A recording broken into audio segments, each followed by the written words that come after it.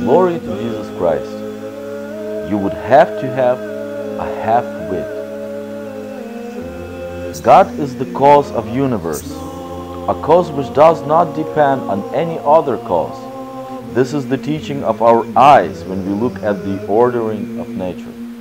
Our eyes observe visible objects and note how they are perfectly stationary and at the same time on the move, if it were possible to call immobility mobile.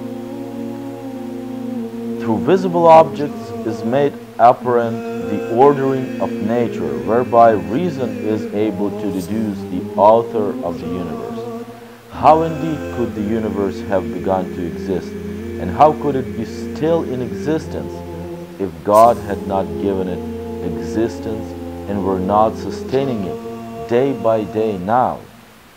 When we see a musical instrument that is well made and well tuned, or when we hear the sounds it gives out, we think at once of the person who made it, or of the person who is playing it. We do not perhaps know him personally, but we think of him. That is how it is with the being who has made the world, who gives it motion and sustains it. His existence is indisputably clear to us. We do not understand him perfectly, but we think about him. You could have to be a half-wit.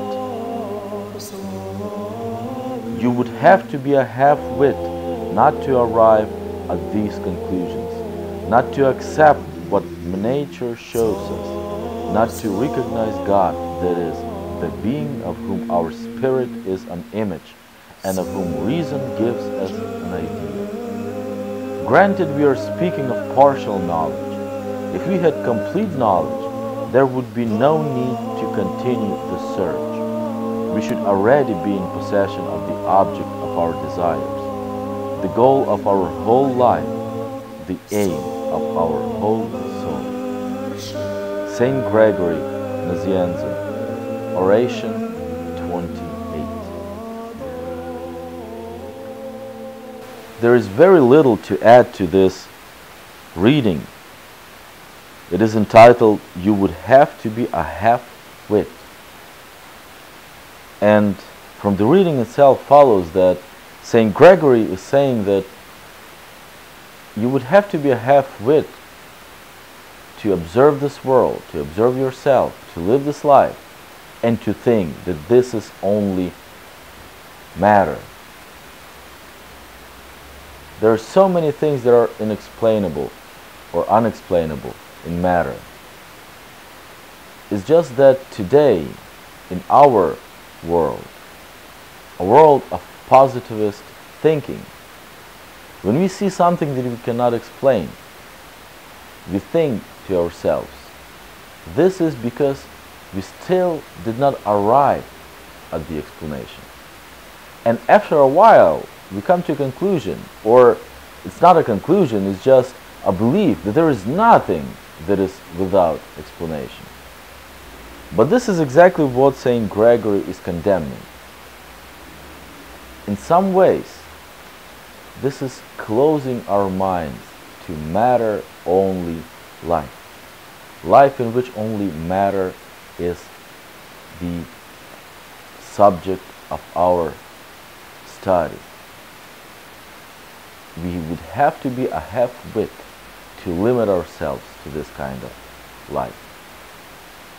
A true life and a really wise person is the one that recognizes faith and God. The really wise person, the beginning of wisdom, is the fear of God we read in the book of wisdom. The really wise people fear God. They look for Him.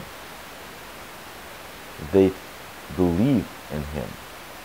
And they use for that purpose, they use not knowledge, not wisdom, human wisdom or earthly wisdom, but they use the instrument that has been given to us to look for God, faith.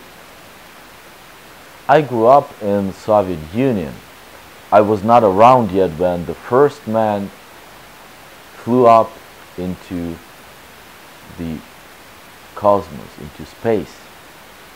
Iouri Gagarin, who is the first man to ever leave the atmosphere and make the first round around the Earth. And when he came back, the Soviet propaganda, I doubt he said exactly those words, but the Soviet atheist propaganda quoted him to say that I have been above the skies and I haven't seen God. Well, you know what I would say? If you would have seen God, that would mean that He is not God, that He does not exist, or at least He does not exist in the form that you have seen Him. This was more the proof that God is really the Creator and that He is so much bigger and greater than this world, since you did not see Him. If God was around, present in a body, He would be a much harder object for our faith. He left this world, Christ left this world on the day of ascension to heaven,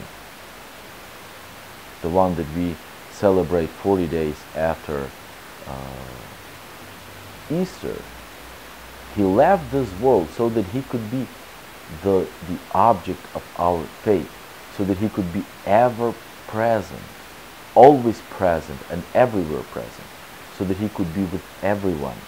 This is why He is hidden from our human eyes, but He is very much open to our spiritual eyes. This is the true wisdom of searching Him with the eyes of our faith. Glory